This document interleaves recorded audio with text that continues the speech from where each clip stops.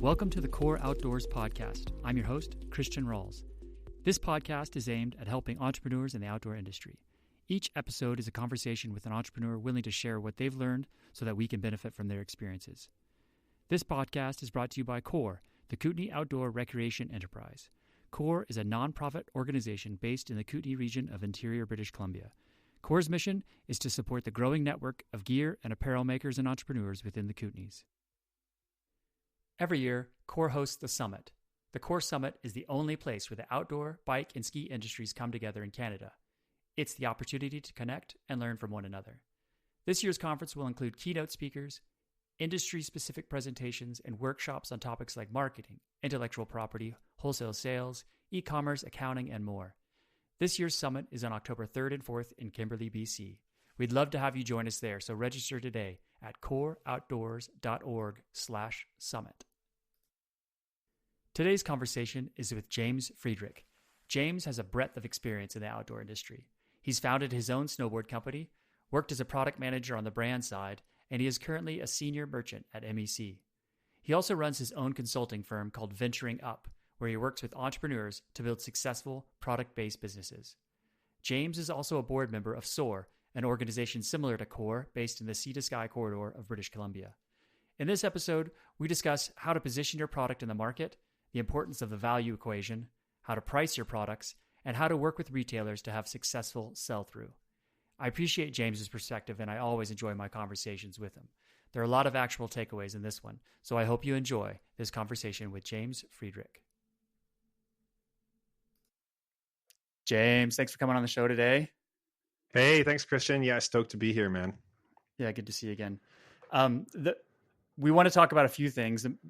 You kind of have a Bruce Wayne and Batman thing going on in your life, where you're a Venturing Up consultant by night and a MEC merchant by day, and I think those are really valuable for our audience because you have really good perspective. So I want to be able to touch on both of those. We're going to start with the maybe this is your Batman. The Batman is the Venturing Up part, and the Bruce Wayne is the. Is that okay if I give you this title? I'm loving this. This is the okay. The Batman and Bruce Wayne. I'm like, wow, this is like a big compliment here. Okay. I don't know if I'm going to live up to this superhero status, but cool. Yeah. Let's go for it.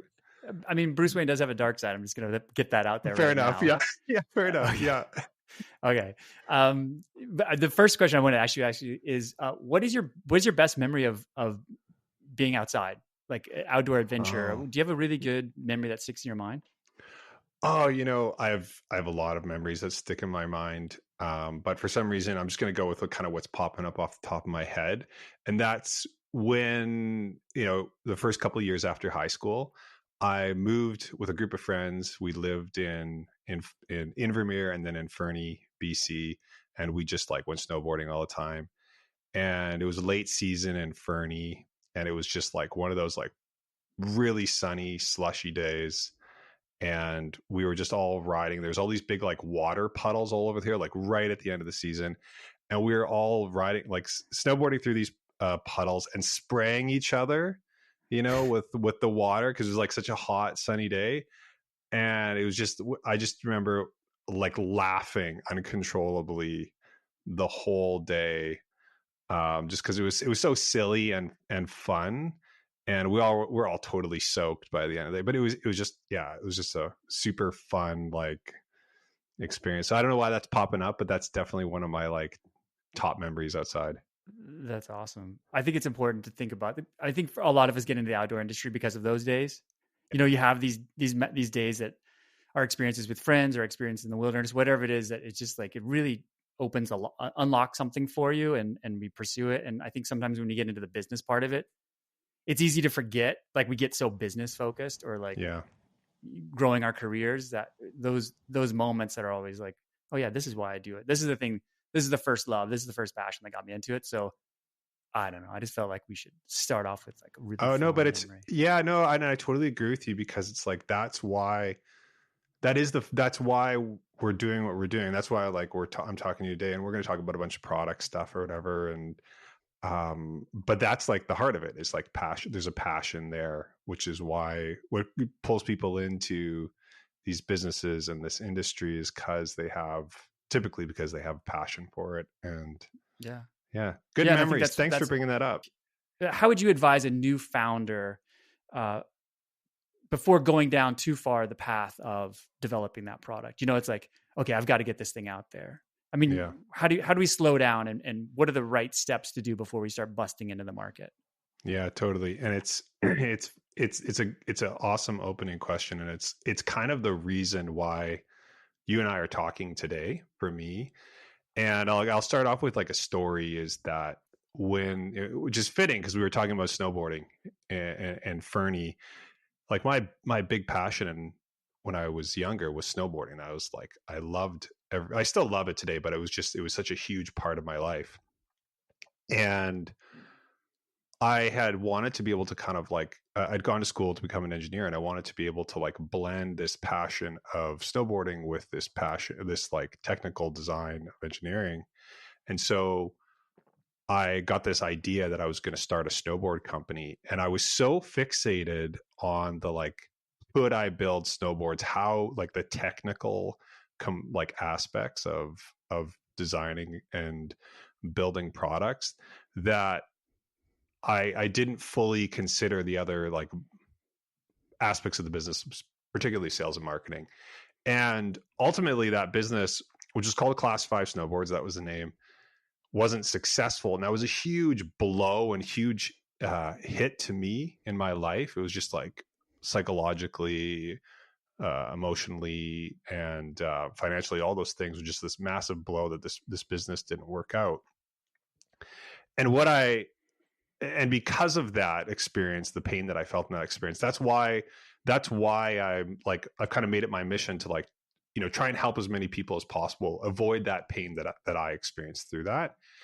And what I see, the experience that I had, that intense focus on the technical aspects of the product, bringing the product to life, is the same challenges that I see many other entrepreneurs face. And I've talked to, a lot of entrepreneurs, and I've even seen some that are like, you know, they've created these products, they brought them to life in some way, and they have inventory. And I've seen, some cases where there's a lot of inventory, which is a lot of money tied up and a lot of potential pain on the other side of that. So how do we avoid that? What's the problem I see is that, there's this intense focus on the product, but there isn't this balance between the product and the business and the sales and marketing. So what are the steps here? How does somebody avoid that? I think the first thing is like, who's your product targeting, right? Who are you going after? And often people are to end up designing for themselves. Like they're a skier, so they're designing skis as an example. But who's the target out there? Who's the not you target? You can be part of that target market, but just knowing like who that target market is, and then what are the pains or the problems that target market has, and being really curious about understanding like being open to that your interpretation of the problems may be wrong, and just like really being curious about what the problems are exist out there. And then like a sober assessment of like, do good solutions already exist for those problems, and can I make something that adds new value to the marketplace here, right? Can I do something that's different or better in some real way? And can I charge money that in a way that I'm going to make money off of that? And if you kind of follow those, like, using those questions as a guide, especially the problem based questions, because problems don't go away. As long as you have a problem and think you have a differentiated solution that can be valued by the market, you're setting yourself up, the foundations in place for you to be able to then have those other components of the business tie on. But if you rush headfirst into solutions, which is where a lot of products come out of, it's gonna be very hard to bring those to market and make the business successful. What do you mean exactly by rushing into solutions? Can you just explain that a Yeah, little bit? like actually designing a product. Like, like what I see is, I kind of gave that example of like a skier designing skis. So I was a snowboarder designing snowboards. I was stoked. I wanted to like learn how to design and build snowboards. So I rushed into like, how can I build a snowboard? Bring, it was concerned with all those technical aspects of like, how do I actually create this thing, instead of asking like, well, what's going to be like different about what I'm doing than what's already out there? And that's the exact problem. Is I see people show up with a product they've designed, developed, created a product, a solution, let's call it, but there wasn't, the problem didn't exist for their solution, or the problem was already solved by something else in the marketplace. So then it's really hard to Right. to sell or market that, because the solution's already there. Right. Yeah. It's a challenge for physical product makers. Whereas, if you look at something that's digital, like an online product, a digital product, you can go test the market really quickly and validate the product. It's like, let me just spin up a test and see if people will click it online and send a bunch of traffic that way. And it's like, oh no, that's not sticking. We don't have product market fit. Yeah. I'm going to back off and go try something else. Where it's harder and more expensive to get to product market fit from a physical goods standpoint. Like you can't really afford to put the product out in the world. And I think that's where kind of that market validation process upfront for validation. people to really, and really asking the questions and like doing the research and figuring things out. I think I've seen that people speed past that part of the process just to get straight to the fun stuff, which is let's make this thing.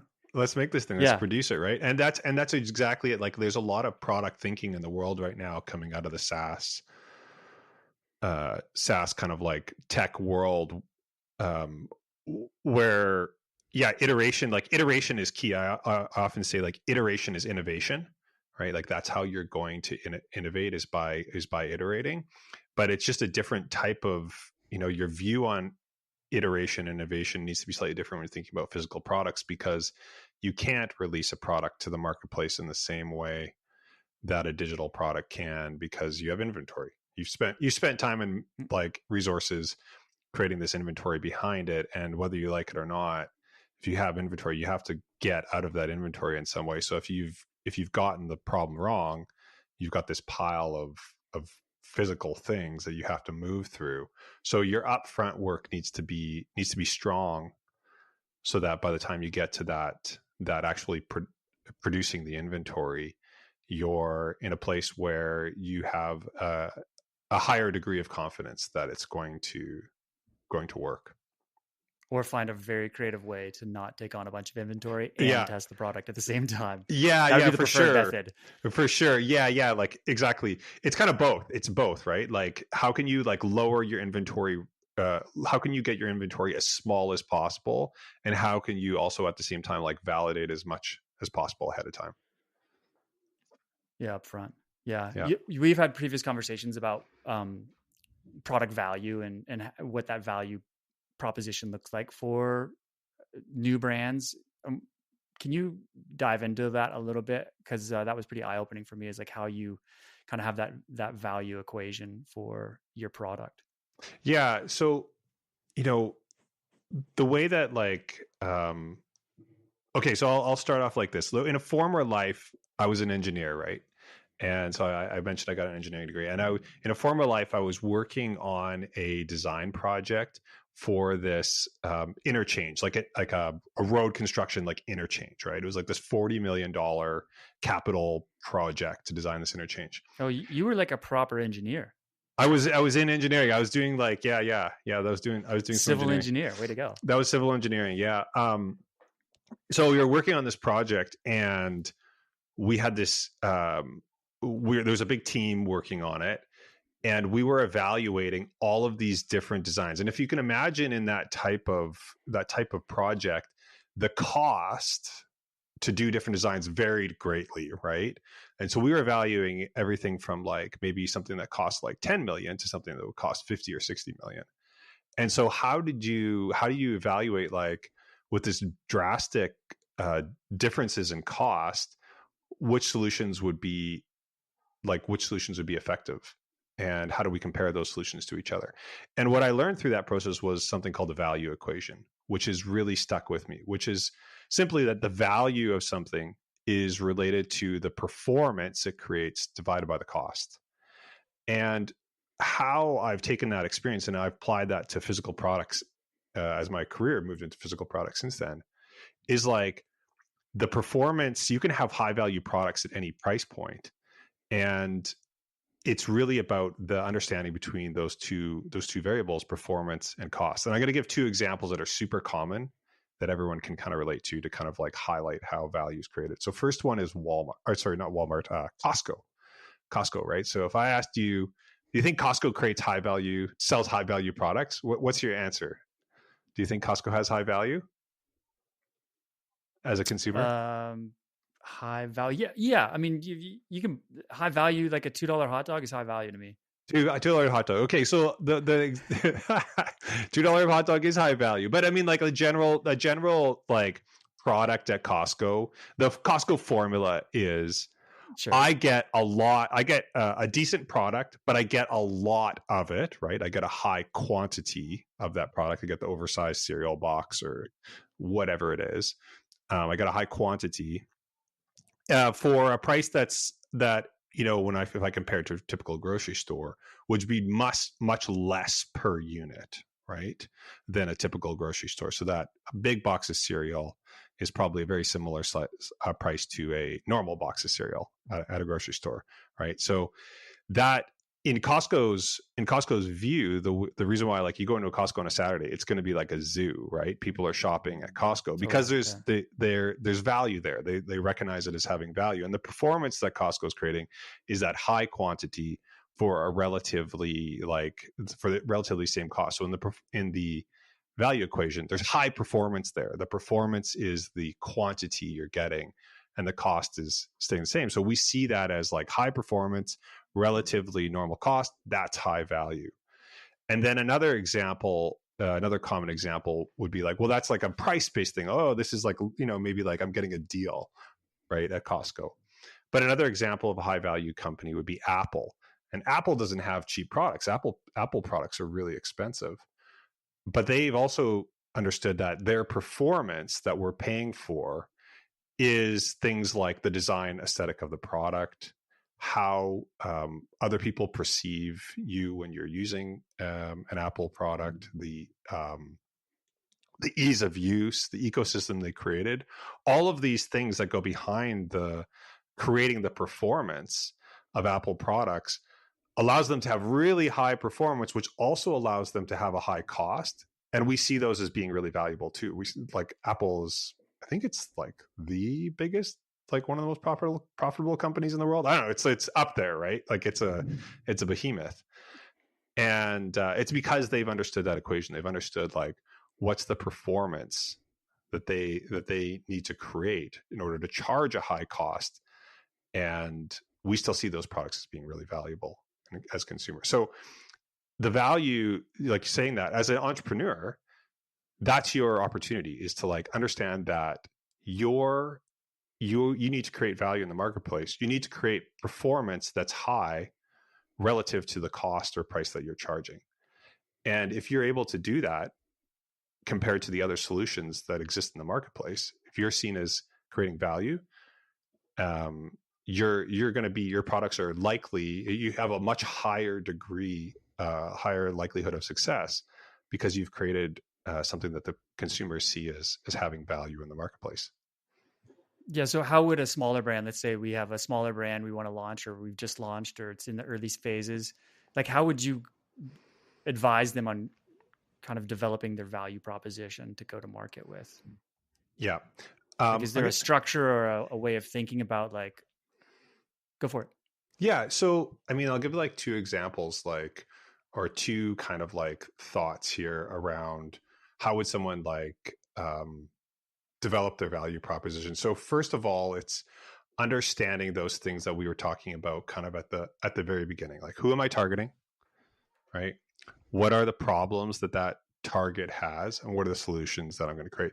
If we understand the problems, then the solutions that's the performance end of it. That's us creating performance. If we really understand those problems, then we can create solutions that drive the performance component of it. So it's kind of going back to like the first conversation here is like understand those user problems, because that's what's gonna create the performance for you. And but the second piece of it is that like once you create these solutions, or as you're creating these solutions, is that you need to be able to then go and communicate out the performance that you just created, right? So this is another common trap that I see, is a lot of people spend time and energy creating these solutions, but then they don't go and articulate that they've gone the value that they've created. And I'll give you like two examples here, of kind of contrasting examples. So I was working with a company recently, and they created this awesome product in the marketplace, and they had beautiful photos, everything like that, like awesome. But when you went to their website, it was just a photo of this product, and you had no idea. The photo was high quality, design looked really good, but you had no idea, like, well, why is this thing special, right? It looks good, but I don't know. I have no idea as a consumer, like what's special about it. And you had to go like 3 menus deep into their website before you understood that what they were doing was they were targeting a specific user group. They were creating a product that was really durable, and they were also making it compatible with a bunch of other gear that this like highly compatible with a bunch of other gear that this user group would carry. But it took like I had to dig through to like get there, right? And so a lot of people are going to get lost in that, and they're not going to understand that piece of it, which is like the value articulation, like an explanation of the value. So we just like pulled that right out, right? Like, so let's back to those problems. I like say, what's the 3 big problems that you're solving, and then let's state the solutions or the value that you're creating as it relates to those 3 big problems, kind of almost the opposite of what the problem is. So like, I'll just pull out in this example, like durable, they wanted like really durable. So like we could say like, so durable, you're going to be handing it down to your grandkids, like, or something along those lines, like pulling that out as like a statement right at the beginning. And you're like clearly articulating how like the value that you're creating from your understanding of the problems. Another example I'll give that is really, a brand that I think a lot of people will know in the marketplace is Cotopaxi. So Cotopaxi is a huge brand that has been in the outdoor industry now for probably around 7 or 8 years or something to that effect. And one of the things that Cotopaxi did really well in articulating their value is that they saw this space where a lot of the outdoor industry brands were aging, right? Like they kind of they'd come in with the consumer, and they just kind of followed that consumer group as they'd gotten older and older and older, and so they weren't speaking to like a younger group. And they also understood that environmental and sustainability was a huge component in the outdoor industry, and a huge value that their consumer group had. And then they also realized that young people want to be differentiated. They want to look different. They want to feel unique and different from everyone else. They want to have this like unique traits.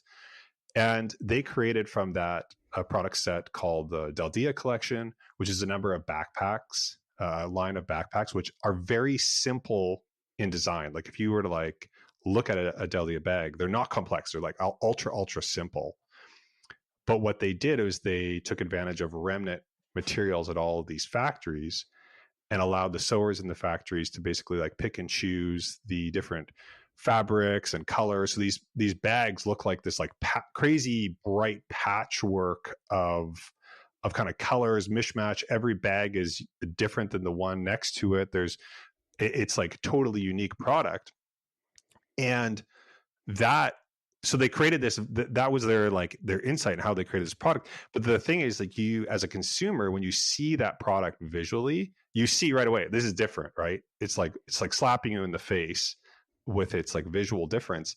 And the story behind it is really simple. Oh, it's made with like remnant products, and these people, they're using up remnant materials and throwing in these crazy colorways. And it's like that, there's an instant understanding of the value that's being created there, who it's being targeted at, and customers just got it right away, because it didn't take the value articulation didn't take a lot for somebody to understand and get it. And and that's the kind of the key, like you want to just be like really straightforward with how you've created that value and articulating it.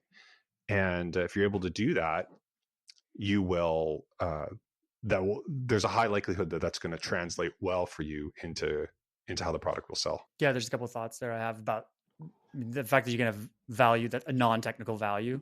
I mean, it's like the value is not necessarily in the technicality of the product. Those are very simple. I mean, you could categorize Cotopaxi as a lifestyle brand more than anything else, which they are, and I think they would be the first ones to put themselves there. Yep. But that doesn't limit their success in the sense that like your value doesn't always have to be a technical feature. And one thing I've heard people talk about before is, your value proposition, if your competitors can say the same thing, then it's not your value proposition. Going back to like, it's more durable. It's, whatever, if your competitors can say the very same thing, it's like, yeah, it's low. Yeah. Maybe that's item 5, 6, and 7 on the value proposition list. Yeah. It's like, it's the differentiated value. And that's what I was saying. Like, it's what, the problems that exist in the marketplace. It's like, how can the solutions that you create, how are they different? So it's either you're discovering a problem that's unarticulated, right? Like, or unknown in the marketplace, and you're solving that. So no one else has that. Or just the way that problem is really a really pervasive problem, and you're just able to solve it so much better than what other people are able to do. So you stand kind of like head and shoulders. Or, another example that I'll give is a brand that kind of like underdid the competition, because we always often there's this feeling of like, okay, we gotta kind of have to like come in above, like we're like, to win we have to be better, but sometimes we can kind of be like, we can kind of be less is better too, in a way. And so because you can be just a little bit more specific. And so the example I'll give is this is the device, the Zoleo GPS satellite communicator device. So it's a competitor to Garmin InReach Mini. Garmin's like, if there's like a David and Goliath scenario, Garmin's the Goliath, right?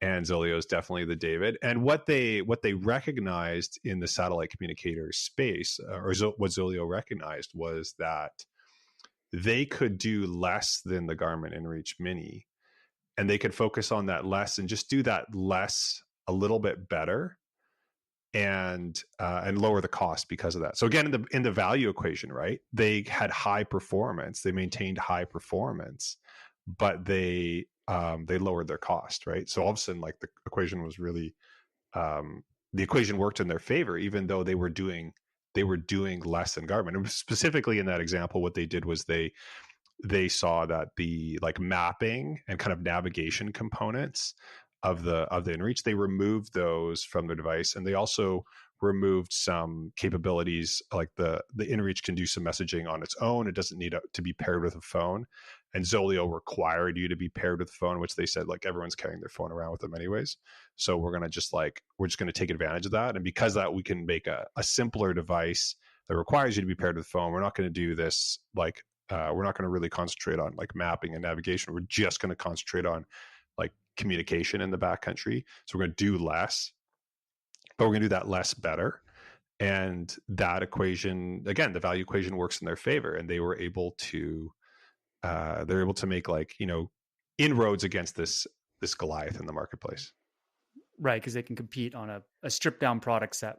They can compete on price, which I'm glad you brought that up, because I want to get into that pricing scenario. But you brought up Cotopaxi, so I feel like it's worth mentioning. Yeah. You said that they're whatever your line was, like, they're a significant brand, and they've only started, I think, within 10 years. I mean, they're like, yes, yeah, like a rocket ship of growth. Yeah. And I find a super interesting thing about that, I think a lot of younger brands can learn from, is how Cotopaxi just showed up like that, was that they used a community. They built community. They did these kind of weekend events at college campuses. Questivals. Thank you very much. Yeah. Yep. Yeah. And they built a community around their product and around their idea of do good. And I think, to me, that's like a really good shining example of like how you build a brand nowadays. with community first. Yeah, your product for sure. You need clear value, quality product. But I think it's worth mentioning that, you know, they went out and built their community of users and potential customers, and then they were the rallying cry and the cheerleaders who helped them slingshot into this, which is now like a very substantial brand in the outdoor industry, which is pretty much unheard of. You know, it typically takes a lot longer to get to for nine sure. figures in sales.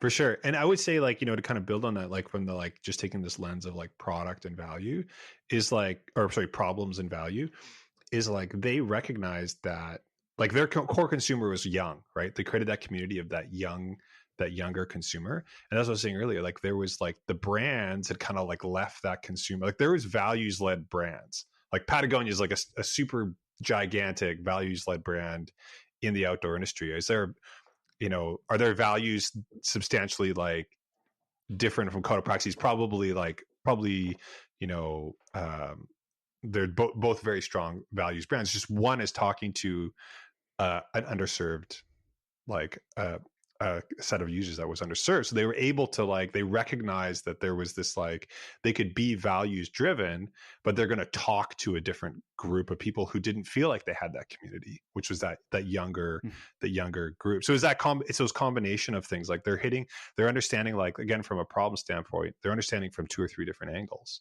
So I want to go back to the pricing thing, because I think that's a huge issue for a lot of small. I mean, it's a huge issue for a brand of any size. Is how do we get the pricing right? But specifically for those of us just getting started out and launching brands and thinking about launching brands, like how do we go about thinking about pricing, and what are the things that we need to keep in mind? And I guess more importantly, where is it very easy to get pricing wrong? Yeah. Okay. So the two biggest mistakes in pricing are, number one, copycat pricing, right?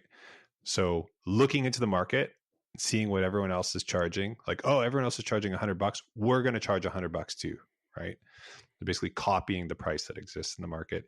And the problem with copycat pricing is, like, one, you're assuming that everyone else is smarter than you, and they've all done their homework and picked the perfect price, right? Which is like a bad assumption, because I've seen a lot of bad prices out there.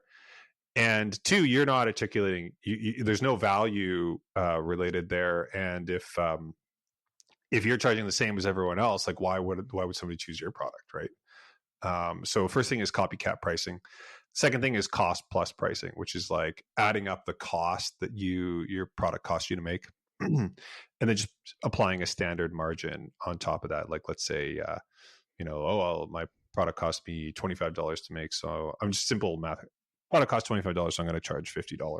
I'm going to put 50% margin or whatever. There's kind of standard margins out there. And both of those are bad methods, because they don't take in your value into account, again, right? The value that you're creating to the marketplace. And that's the pricing method is really like understanding the value you create. So how do you do that?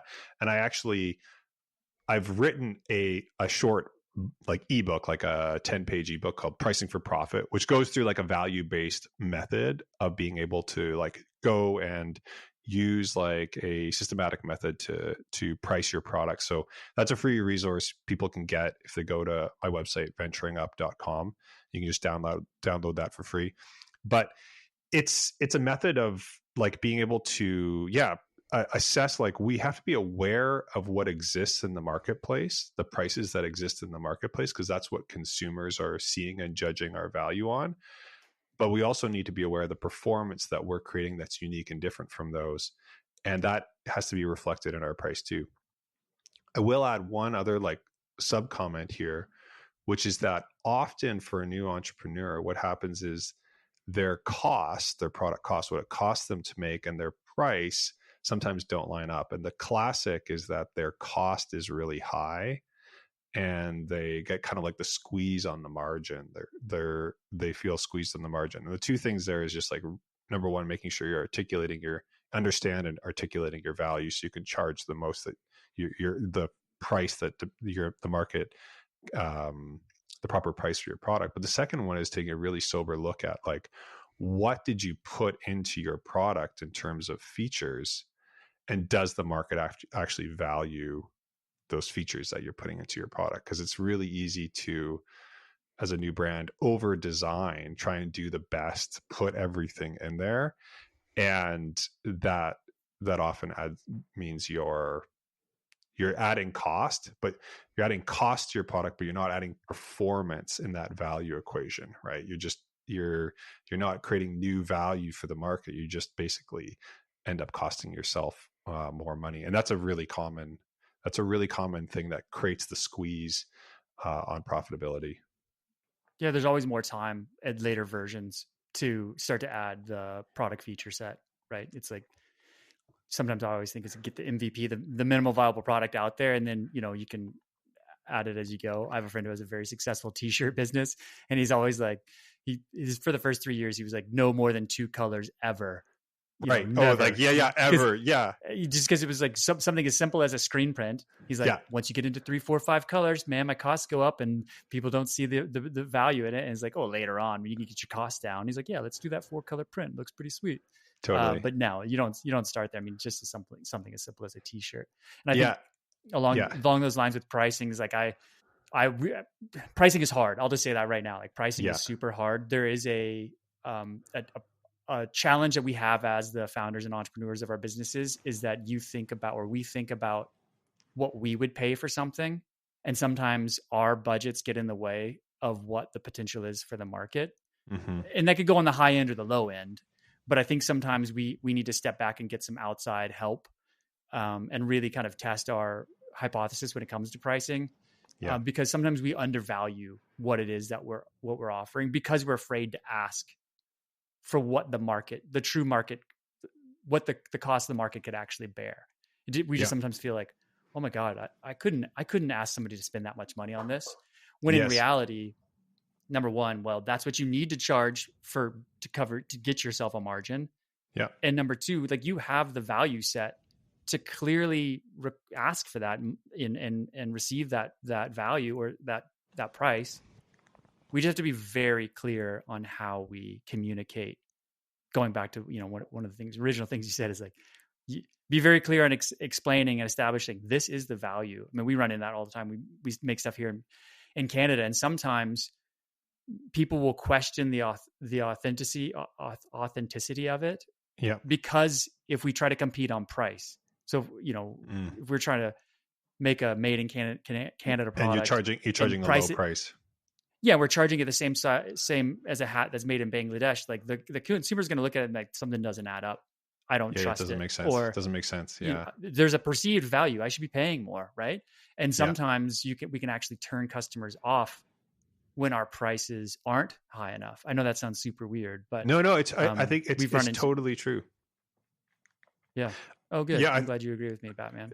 No. I think it's totally true because like there's an expectation for what that value, and I'll like just to like talk about exactly what you're saying. Like it's a classic thing to kind of like feel maybe like there's two like classic things. One is to feel like your product is no good, right? Like or like I mean I'm kind of exaggerating, but like feel like your product is not worth what you're going to charge.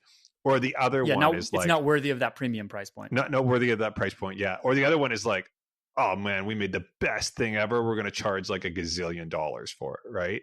And like way overshooting the mark, right? Those happen all the time, and that's why you have to. That's why that value based pricing is so important. It's just like because that's an objective look at the marketplace.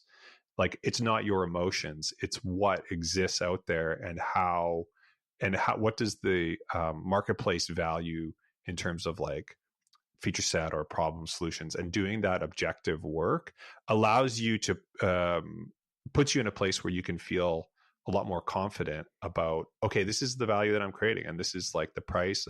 I've done my homework in a sense, right? And when I go through that exercise with entrepreneurs, it's usually like there's a bit of like like a little bit of like a kind of like a sigh of relief. Like it's not pricing there's an art and a science there, right? So it's not like this perfect thing, but it's just like, hey, at least I know kind of like what I have a strong indication of why I'm picking this price. And if that doesn't work, for whatever reason. Here's how I know I can like adjust it.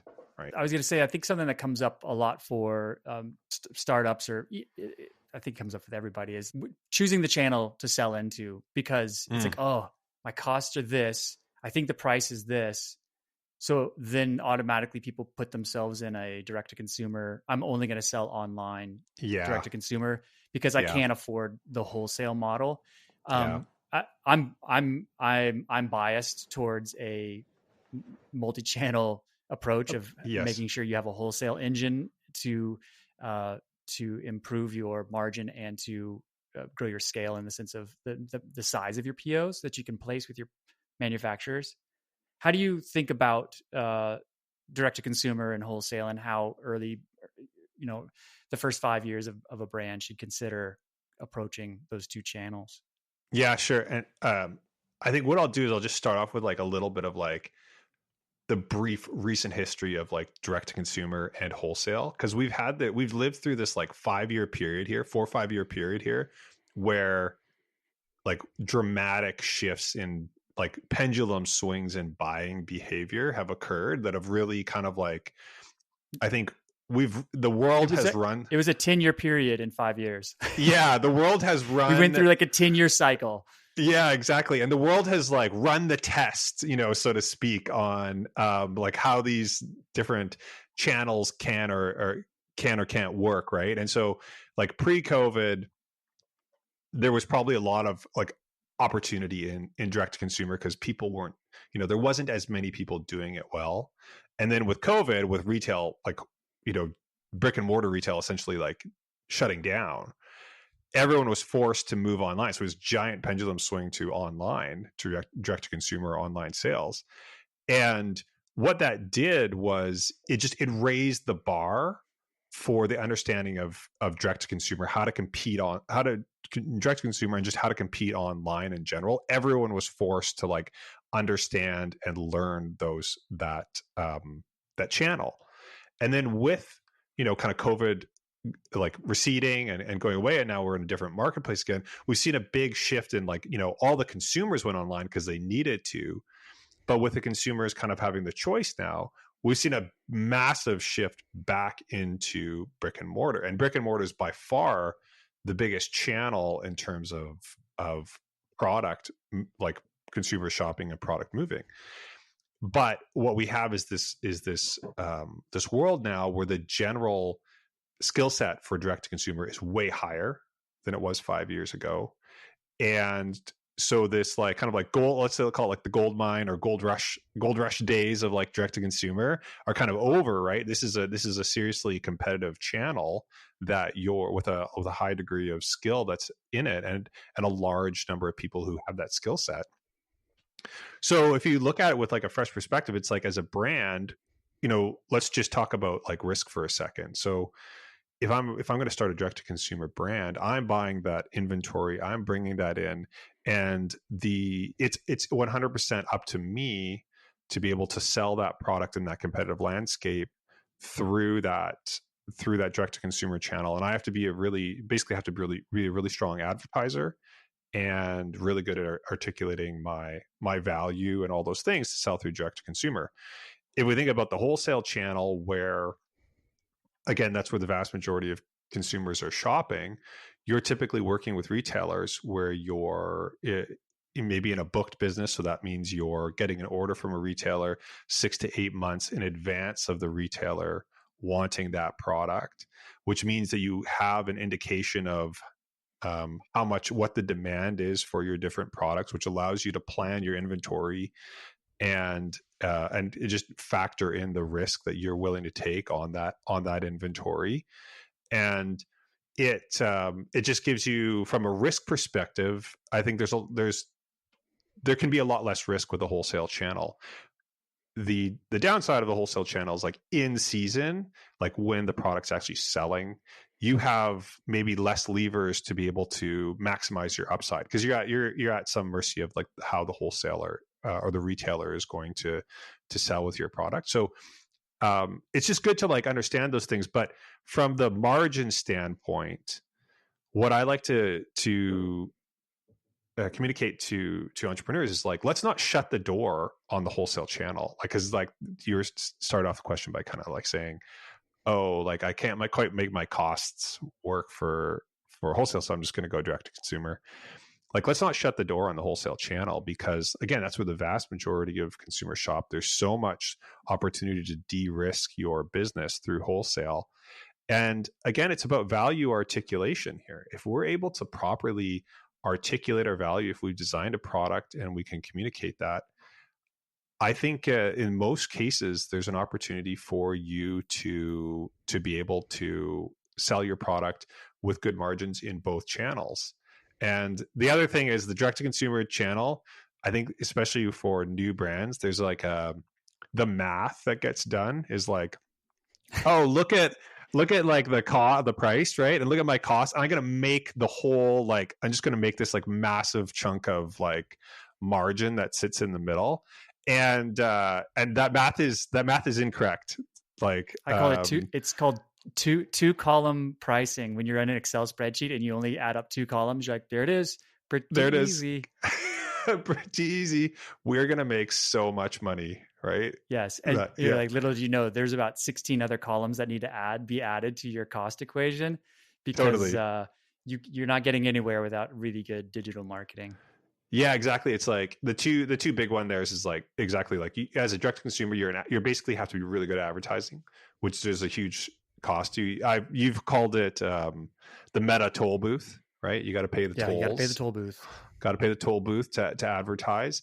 And then typically other big thing in there that can add up really fast is shipping, right? Like most of the time you're giving free shipping on products is kind of standard these days, which can be depending on the size and weight and price of your product, can be like a substantial cost for your product. And so when you like kind of start factoring these things in, and even fulfillment, like if you're working at 3PL and fulfillment costs, that's a third party warehouse. I'm using an acronym here, third party warehouse, where all those costs can add up to being a substantial amount and really affect your overall margin. And if you can like accurately compare wholesale margins against direct to consumer margins, I think a lot of people will be surprised at how much closer they are to one another versus like how far apart they are. Yeah, the hidden costs of e-commerce are substantial.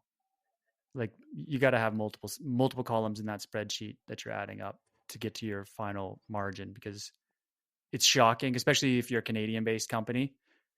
Your shipping costs, both into your warehouse and then out to your customers. If you're looking online in the States and doing comparisons, you're like, well, they're offering free shipping for $75. They're offering free shipping for $150. And I call it the Amazonification of e-commerce. It's like, well, everybody's so used to free shipping, I have to offer it, or else people will buy from me. Yeah. It's like I always call out brands like Allbirds and Away suitcases, these kind of Casper mattresses, like the darlings of direct to consumer, who were like, IPOs and all this stuff. And none of them have made a single dollar in profit yet. And all it is just burning up venture capital money. Yeah. So they're the wrong examples. Like they're not successful. not good reference points, right? Yeah. So anyway, I don't want to beat on e-commerce too much, because I think it is a magical thing. No. But I think like you said, you can't lose sight of that wholesale partnership, which allows us to now turn to your Bruce Wayne day job as a senior merchant at I'll take the mask off. MEC. Take the mask off, put the suit on. Yeah, drop that cape. Put on that puffy vest. Yeah. I think, that's why I enjoy conversations with you, because you have that, you kind of come from it from both sides of the table, which I really appreciate. And there's a lot of insight that you've given me from the merchant side, just for my own business. So I wanted to chat about how you look at things from that retailer side and that retail buying side. Yeah.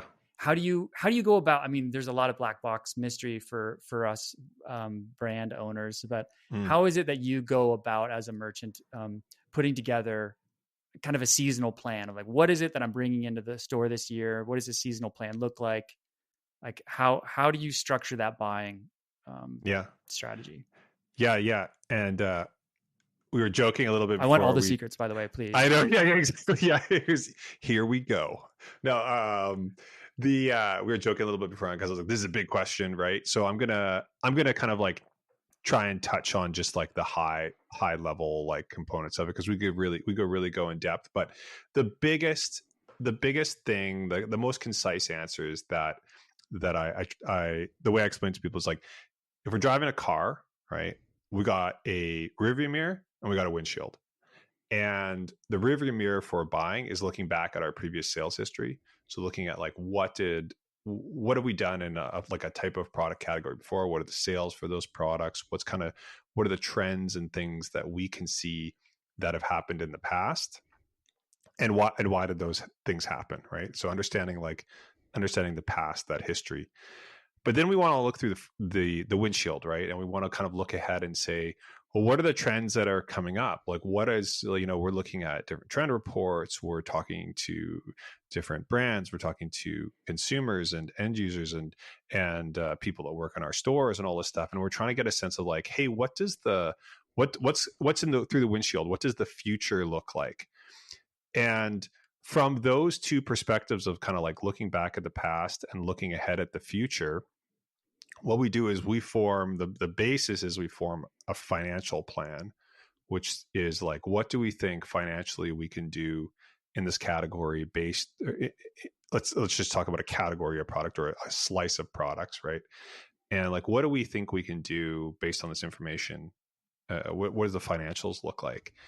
And then from that, from that kind of rationalization of like what the financials look like, we need to then build an assortment of products that build from the bottom up into that financial plan, using again those two types of information, the rear view mirror and the windshield, to kind of be able to say how are we going to like build this portfolio, if you almost like a stock portfolio in a way, right? How are we going to like buy these different products to be able to capitalize and reach that financial plan that we're putting forward. So if we're seeing a trend come in the future, well, we're going to want to buy into that trend in some capacity or another, because we think that's what's going to help us build that, reach that financial target. But we're going to kind of have some type of indication of like, how big or small do we think this trend is? How much do we want to risk on that or not? And there's going to be calls a buyer's going to make, and that's how they're going to build up their portfolio. So that could be products, buying into products, brands, and otherwise. So what you're saying is you have a magic 8 ball and you just shake it? I was going to start off with that. I was like, well, we have this really big 8 ball. Have this super big 8 ball, and we shake it. And the other thing, I've said this before, is like, as a buyer, I've learned, like, because like essentially what I'm saying here is like, I'm trying to predict the future, right? Like, and totally. The answer is that I'm always going to be wrong, right? Like, that's what's going to happen, is like 100% of the time I'm going to be wrong 100% of the time on it to some degree or another. And that's the reality of buying, is like you are trying to predict the future. Like in fall of 2019, or like the summer of 2019, we're buying products for spring 2020, while we all know, like, guess what, like life, like big changes in the world can happen that can affect businesses. So we're always wrong. Maybe not as dramatic as that, but the goal is to be, to try and put ourselves in the right spot, and then in the season we have to manage like what's actually happening, and try and just like drive the business forward or back, forward in that way. To clarify, just for people who may this may be new to some people. So when you're talking about a category at a retail level, you're kind of talking about like, we're going to talk backpacks is a category, or footwear is a category. And so it's like figuring out or men's apparel, women's apparel, hard goods, climbing, those are the categories we're talking about. So is it in that, if I'm a brand owner and I want to be selling at retail, mm-hmm. how important it is to basically what I want to do is I want to increase my odds of being able to sell to you, the retailer. Yes. So how important is it for me to come in knowing your assortment? So like, I want to sell you backpacks, and it's like, if I come into you and say, okay, I see you have these packs on the wall, and this is the gap that my product is going to fill for you. Mhm. Is that approach that you even like brands to come to you with, or is that something you're like, no, just show me what you have and I'll let you know where? Is that a helpful thing for people to come in and kind of do Yeah. the research beforehand and be like, yeah, this Yeah. this is where we fit into your assortment? You know, so do the homework beforehand. 100%. Yes, you need to do the homework beforehand. In the buying conversation, like in a retail scenario, there's two things that you're doing. The first of all is all the stuff that we've been talking about up till now, which is like you're creating a product that has unique value in the marketplace. You're articulating that value really well. You're creating a strong price point. So if you're doing that, like this first half of this conversation that we've had, if you're doing all that work, first of all, you're setting yourself up to have a product that's uniquely positioned in the marketplace, right? So when we talk about the buying lens, looking through the windshield, right? Oh, there's something unique and different out here that exists. So first of all, is like that work is really important. The second piece is that when you're selling at wholesale, you're solving two sets of problems. The first one is the consumer problem, which we just talked about, like who's the end user who's actually going to buy the product and use it. That has to be solved. But you're also trying to solve the buyer's problems, which is a totally different set of problems, right? The buyer, as a buyer, you might be over inventoried in a category, like have too much inventory. You might not have enough inventory. You might be really concerned about your margin. You might be trying to drive top line sales. You might have like all these different pressures that are on you, which have almost nothing to do with the end consumer. And what you're trying to do is pick a product that you think can solve those problems for you. So the question that you're bringing up around like going and doing your homework around like what's happening for that retailer is super important, because if you have a viewpoint on how does that buyer win, how is my business, what I'm doing, going to create a winning scenario for that buyer, you're just totally increasing the likelihood that you're going to have a strong conversation with them, and you know how maybe what to talk about in terms of your products and maybe what not to talk about. And it wouldn't necessarily be like, hey, like I can't remember exactly what you'd said there, but it was something along the lines of like, I think you're missing this, or you might articulate it that way, or you might articulate it in a different way, but you're having a conversation about with that homework. At least you're coming with a point of view of how you can make that person win. Okay, I think it's worth mentioning that we're in the first quarter of 2024, Mm-hmm. which is a different landscape than the first quarter of 2023, in the sense that a lot of the conversations I'm having right now with retailers is about inventory, about retailers being over inventoried. And so I think it's worth keeping in mind as a brand, as you approach retailers, like what are the current economics of the situation that we're in right now? Like what is specifically that retailer dealing with? Because when they come up to you, when you approach them and pitch them, it may not be your product or your pricing. It may have nothing to do with you at the moment. It may be the fact that they're just not in a position to buy your product at the time. And I think it's one thing that's really important to think about as you approach retailers is in sales in general, you got to get used to no, Mm-hmm. and in receiving those no's. But it never hurts to ask the specific follow-up questions Why? of why, and not in a needy why, but in a very like, help me understand how I can come back to this better. I have a great example of it. Actually, it's had to do with MEC years ago when we wanted to launch a spring hat line. We knew that we had to get MEC on board, or it wasn't going to work, just because having a retailer like that allows us to meet MOQs, like minimum order quantities for production. And it wasn't until our third try, like literally 2 years of going and pitching the buyer at MEC and asking these follow-up questions, because the first one was like, ooh, nope, that product is not good enough. Okay, go back to the drawing board, start over, go back.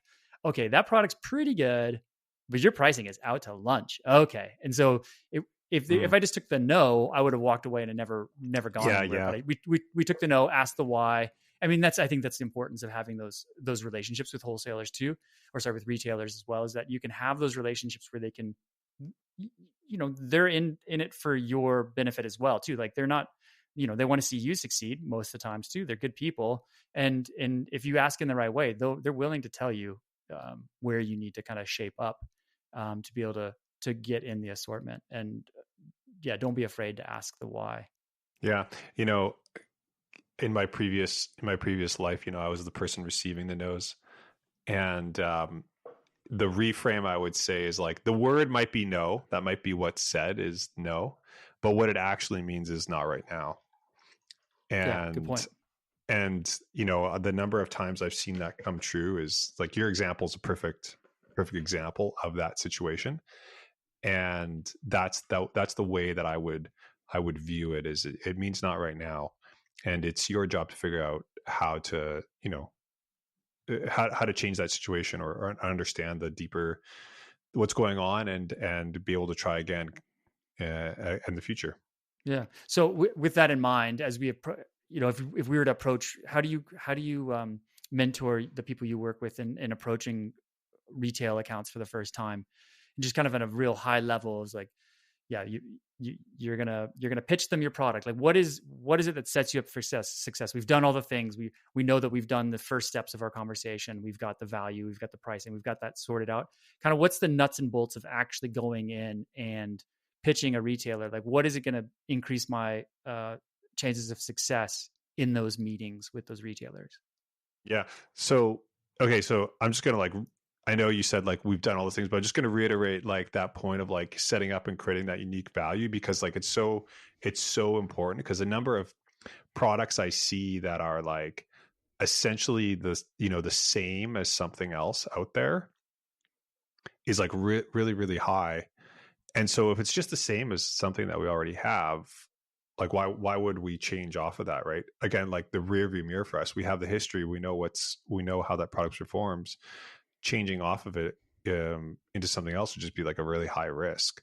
So that's like creating that unique value. But in terms of like the actual like pitch, or getting into the the beginnings of the pitch, the classic thing that I see is like, especially from new brands, and it often comes in the form of like an email communication in the beginning, is that the communication that they're bringing to the buyer or whatever is some form of like, hey, we've like, it would be really great for us if we were able to get this product into your, like this is how we're going to approach the market. And this would, like, we think it could get in here, and this is how it would grow for us. And we think you would be like a great partner for us. Like, it's totally communicated from like what would be valuable for them. And it's amazing. I'm sure they don't realize that they're doing that, but that's how it's coming across in the communication, which has nothing to do with like, again, that like how are you solving that buyer's problems, right? Like, how are you creating that unique value in the marketplace, and how are you solving those buyer's problems?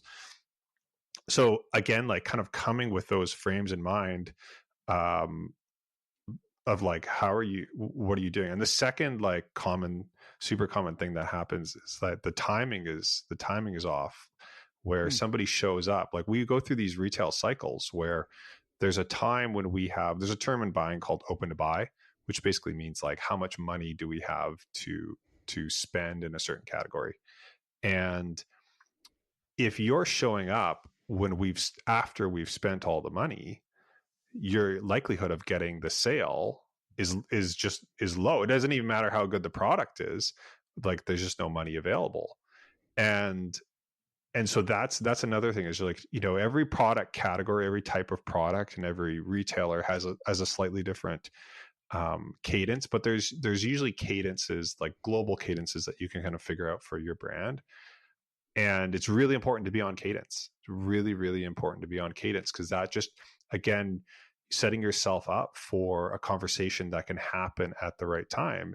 And when I started off with Class 5 with my snowboard business, I remember one of the getting turned down by these retailers. I was showing up, like, they'd all spent all their money, and I was showing up and trying to pitch these products. And I was like, a new brand, unknown, and at the wrong time, everything. It's like, no, like we're not gonna, like a lot of them, like, no, we're not gonna buy this. Like, I mean, it's cool stuff, man. Like, great job, but like too bad, so Wrong sad. timing. Like, yeah, wrong timing, right? And I've seen that happen a lot with like timing, and but what are ways that you can kind of like that can help you like get into retailers and like have those conversations. There's two big ways, and I know I keep coming back to it, but like if you are creating that new value in the marketplace and articulating it, we're always in the hunt. And I've gone and like for sure 100% I've gone and reached out to brands that had not approached me, and I've brought those companies into our store. Oh my And God. It's some like of the them, claw in Toy Story. They were chosen. Amazing. yeah, That's the yeah. dream. That's where you want to be. It's where you want to be. Well, some of them aren't even ready for it, right? Some of them don't, like, they're like, which is often why it doesn't work. But those that are, and like I've absolutely done that. And in fact, like we were talking about Cotopaxi at the beginning, that's how Cotopaxi, that's how I brought Cotopaxi to MEC, was like exactly, I was seeing those trends of like, most of these like outdoor industry brands being like aging out and wanting like a younger, more progressive brand. And that's why I went after Cotopaxi, and they weren't even set up for wholesale when I had the initial like conversations with them, because they were doing direct to consumer. And Really? and yeah, so that was like, that's an example of like a brand that like, yeah, they didn't have a wholesale arm, and they certainly didn't have a Canadian distribution. And yeah, so that's an example, and that's happened with lots of other brands. Like if you're creating new value in the marketplace, there is the chance that happens, and we do reach out to brands for sure.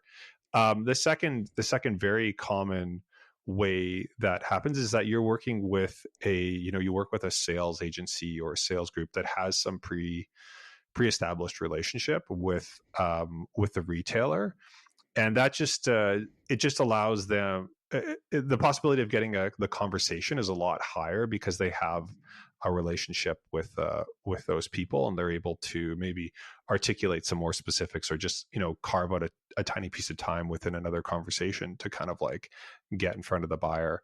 But in general, we're trying to look at like as many products as possible, as many brands as possible, to get a sense of like what's happening and evaluate them on, because we as buyers, like the term is buyer. Guess what a buyer has to do, right? A buyer has to buy, right? That's the only way that they're going to be successful. They have to buy.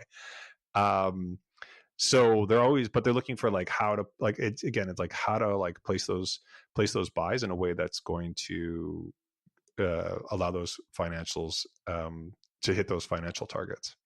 Mm-hmm. Just to clarify, you talked about that cadence, which I think is a good word for it, is the cadence of the buying cycle.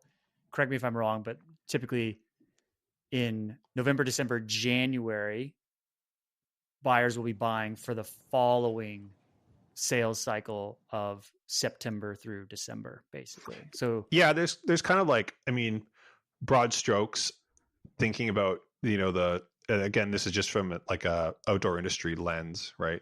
Broad sure. strokes, there's kind of like two styles of product, and one is the booked product, which there's two seasons. There's a spring season, they call them spring, and then there's a fall season, so two times a year.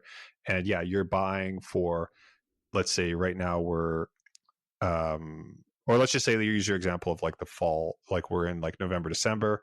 Well, we're buying the following fall, so kind of like 6-8 months down the road. So we're buying the next fall when the fall or winter is happening. And the same thing in spring or summer, where we're in the spring and summer, we're buying for the next spring and summer. So we're kind of like 6 to 8 months ahead of, or more, 6 to 8 months or more ahead of the actual like time when those products will be sold at retail. So that's And like what are your spring dates? What are your spring buying yeah, months they typically? would be like, typically like maybe early May to June, July, and like August there would be some stuff in August, but kind of Sure. peters off in August. But yeah, June and July would be like your big months there, and probably Yeah. November, December for the fall. So if you're thinking Um, about selling to a retailer, get these dates burned in your mind. yeah, totally. Because if you're off those, and ask retailers, right? Like ask, Okay. like you were saying, like in your thing, like ask when do you want me to show up? And they'll tell you, right? They'll tell you when to show up. You'll make their job easier. If you can make their job easier, they'll be happy. Totally. And then the other type of category of product is like a replenishment product. And think of these as like non-seasonal goods. Like, let's use an example of food, right? Food, where like, there's just like, you're buying this product on an ongoing basis. It's bought year round. Or another classic one might be like fuel, right? Like canisters for stoves, or like, is that fuel canister like changing year over year? Probably not, right? It's going to be like the same product. It's going to live on for like a long time. And in these like categories where like typically like lower dollar products that don't change that much year over year, or if at all, then they're bought more on a replenishment cycle. And that just means that the business is typically more, it's more understood of like how those products function, how they sell. And so they're buying those like kind of 2-3 months in advance. And both the wholesaler and the retailer kind of have a seasonal curve mapped out. And there's typically a lot more predictability to those product cycles. So there isn't as big of a time gap to when they're between when they're purchased and when they're in retail. So it depends a little bit on the type of product that you're creating and selling. Cool. I appreciate it. I mean, I know we could go in deep into the weeds about retail and wholesale and all those things. So I really appreciate you, cracking the black box a little bit for us to understand what goes on at that retail level. I really appreciate your time. It's been a good conversation. One final question I want to ask before we wrap up is, it's one of my favorite questions, is how do you define success for yourself? Oh my goodness.